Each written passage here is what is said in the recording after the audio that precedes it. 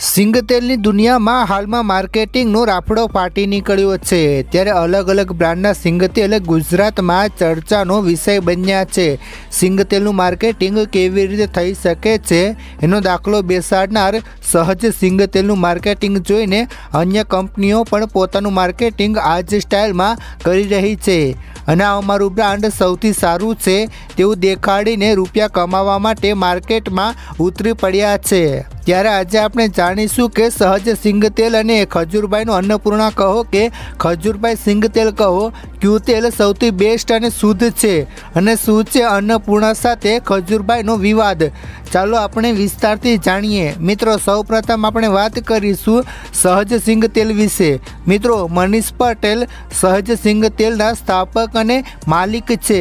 મિત્રો, કોવિડ-19 રોગચાળા દરમિયાન અમદાવાદમાં નવા આવેલા મનીષ પટેલે ઓક્ટોબર 2020માં અમરેલીમાં એક નાનકડી તેલની ફેક્ટરી શરૂ કરી હતી। તેઓ ઘરે રાંધેલા ભોજનના અધિકૃત સ્વાદને પાછું લાવવા માટે શુદ્ધ બિન પ્રક્રિયા વગરનું તેલ બનાવવા માંગતા હતા। કેવી રીતે સહજ તેલ લોકપ્રિય બન્યું? મિત્રો, સહજ તેલની પ્રથમ બેચ G20 મગફળીનો ઉપયોગ કરીને બનાવવામાં આવી હતી। સકારાત્મક પ્રતિસાદથી મનીષ પટેલને ઓરિજિનલ તેલના ફાયદાઓ વિશાળ પ્રેક્ષકો સાથે શેર કરવા પ્રોત્સાહિત કર્યા। સહજ તેલ ટૂંક સમયમાં વધુ માંગમાં આવી ગયું હતું અને 80થી વધુ શહેરોમાં વિસ્તરણ થયું હતું। સહજ તેલમાં દરેક વસ્તુઓ સરળ રાખવામાં આવે છે। આપણું સિંગદાણાનું તેલ માત્ર વાસ્તવિક મગફળીથી બનાવવામાં આવે છે। કંઈ પણ વધારાનું નથી, કંઈ છુપાયેલું નથી, જેથી તમે પ્રકૃતિના અમૃતથી તમારા ખોરાક અને શરીરને પોષી શકો છો। પામ ઓઇલ જેવા પ્રોસેસ્ડ વિકલ્પોને છોડી દો અને સહજ સાથે હાર્ટ હેલ્થ ઇફેક્ટ સહિત ચરબીનું આરોગ્યપ્રદ સંતુલન પસંદ કરો। હવે ચાલો મિત્રો આપણે જાણીએ અન્નપૂર્ણા તેલ અને તેના વિવાદ વિશે। મિત્રો, સોશિયલ મીડિયામાં જાણીતા ખજૂરભાઈએ સિંગતેલનું બ્રાન્ડિંગ કરવા અન્નપૂર્ણા તેલ સાથે કામ કર્યું હતું, પરંતુ માર્કેટિંગનો એકો ગણાતા સોશિયલ મીડિયાના સ્ટારે વધુ નફો રળવાની લહાઈમાં અન્નપૂર્ણા તેલનું નામ બદલીને ખજૂરભાઈ સિંગતેલ કરી દીધું હોય તેવી ગેરસમજ ઊભી કરી દીધી છે, જેના કારણે અન્નપૂર્ણા જેવી 12 વર્ષ જૂની તેલ કંપનીને નીચું જોવાનો વખત આવ્યો હતો। સોશિયલ મીડિયામાં અન્નપૂર્ણા સિંગતેલ બ્રાન્ડને અલગ અલગ રીતે બદનામ કરતી કોમેન્ટ્સનો ઢગલો થઈ રહ્યો છે।